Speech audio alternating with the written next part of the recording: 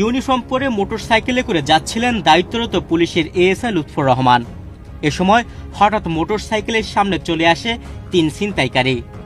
ধারালো অস্ত্র নিয়ে হামলে পড়েন পুলিশের উপর। সিসিটিভি ফুটেজে দেখা গেছে ছিনতাইয়ের পুরো ভিডিও। শুধু হামলা করে ক্ষান্ত থাকেননি, এএসআই লুৎফরের কাছে থাকা আগ্নেয়াস্ত্র ছিনিয়ে নেয় ছিনতাইকারীরা। এমনই একটি ভিডিও ছড়িয়ে পড়ে সামাজিক যোগাযোগ মাধ্যমে।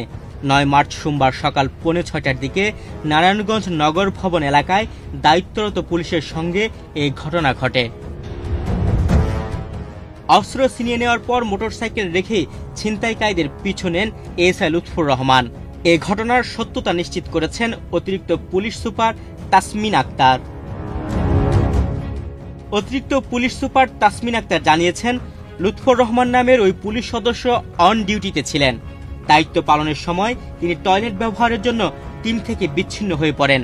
তার সঙ্গে নিজের মোটরসাইকেলও ছিল। পথে 3 ছিনতাইকারী তার পথ রোধ করে সঙ্গে থাকা সরকারি পিস্তলটি লুট করে নিয়ে যায়।